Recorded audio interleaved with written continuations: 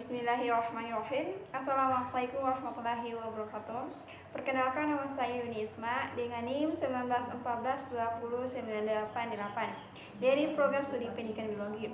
Di sini saya akan menjelaskan atau memaparkan materi mengenai enzim, di mana tujuan pembuatan video ini untuk memenuhi salah satu tugas saya, yakni fisiologi tumbuhan yang dipandu oleh Ibu Maretik SPMSI.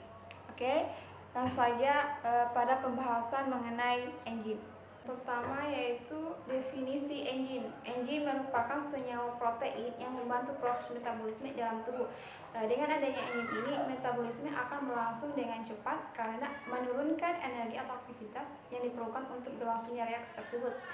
Tanpa adanya enzim ini dalam tubuh, maka reaksi metabolisme dalam tubuh akan berlangsung sangat lama. Yang kedua yaitu mengenai fungsi enzim. Secara umum, enzim ini memiliki fungsi sebagai berikut. Yang pertama itu mempercepat atau memperlambat reaksi kimia. Yang kedua, mengatur sejumlah reaksi yang berbeda-beda dalam waktu yang sama, di mana enzim ini disintesis dalam bentuk cair enzim yang tidak aktif, kemudian diaktifkan dalam lingkungan pada kondisi yang tepat. Yang ketiga itu sifat enzim yang tidak ikut bereaksi dengan substrat inilah yang sangat paling menguntungkan dalam sebuah percepatan reaksi kimia pada tubuh organisme. Yang ketiga itu mengenai sifat-sifat enzim. Sifat-sifat enzimnya itu yang pertama biokatalisator, yang kedua termolabil, yang ketiga spesifik, yang keempat mempengaruhi pH, yang kelima bekerja bolak-balik, yang keenam tidak menentukan arah reaksi, dan yang terakhir itu hanya diperlukan dalam jumlah sedikit. Yang selanjutnya itu struktur enzim. Enzim terbentuk 3 dimensi yang kompleks. Enzim ini memiliki bentuk khusus dalam untuk mengikat substrat. Bentuk enzim lengkap disebut dengan holoenzim, di mana enzim ini tersusun oleh 2 komponen utama. Yang pertama itu komponen utama protein, di mana bagian enzim yang berupa protein ini disebut apoenzim. Apoenzim atau istilah lain protein. Apoenzim ini tersusun atas protein atau mudah berubah tergantung faktor lingkungan, misalnya pH dan suhu. Kedua itu gugus prostetik. Komponen enzim ini bukan protein yang terdiri dari 2 macam, yaitu koenzim dan kofaktor. Koenzim atau kofaktor yang terikat sangat kuat, bahkan terikat dengan ikatan kovalen dengan enzim. Yang pertama itu koenzim, di mana koenzim ini sering juga disebut konsubstrat atau substrat kedua. Koenzim ini memiliki berat molekul rendah. Koenzim stabil terhadap pemanasan.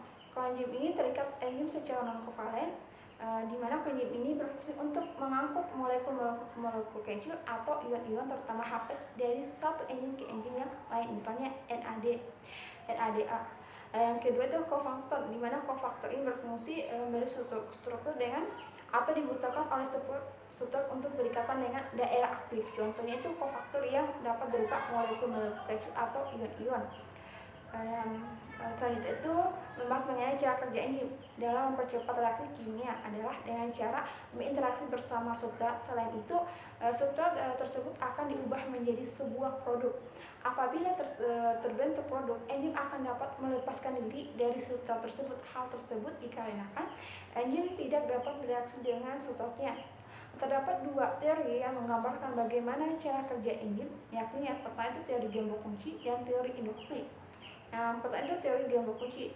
Penemu teori ini adalah Emil Fischer. Pada tahun 1894, enzim tidak akan berikatan dengan substrat yang memiliki bentuk yang sama dengan sisi aktif dari enzim. Artinya hanya substrat yang punya bentuk yang sesuai secara spesifik dapat berhubungan dengan enzim tersebut, di mana enzim ini diilustrasikan sebagai kunci dan substrat sebagai gembok, karena gembok dan kunci akan mempunyai kecocokan sisi yang sama untuk bisa membuka ataupun sebaliknya, di mana kekurangan teori ini tidak mampu menjelaskan mengenai kestabilan enzim pada saat peralihan titik reaksi enzim. Teori yang kedua itu teori induksi, di mana Daniel Kaslan pada tahun 1998 adalah yang menggunakan teori ini. Enzim memiliki sisi aktif yang fleksibel, hanya substrat yang mempunyai titik-titik pengikatan yang spesifik sama yang akan menginduksi sisi aktif dari enzim sehingga cocok membentuk seperti substrat. Teori induksi inilah yang dapat menjawab kekurangan dari teori gembok dan kunci.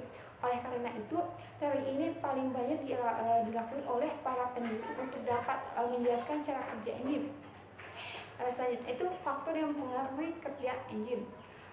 Pekerjaan enzim dipengaruhi oleh beberapa hal. Yang pertama itu suhu, di mana kondisi suhu yang tinggi membuat kecepatan molekul substrat meningkat sehingga pada saat bertumbukan dengan enzim, energi molekul akan berkurang. Faktor kedua itu pH. Enzim akan berubah bentuknya dan menyebabkan denaturasi enzim bila kondisi asam dan basa di sekitar molekul berubah. Pada dasarnya, setiap enzim memiliki pH optimum. Faktor ketiga adalah aktivator dan inhibitor.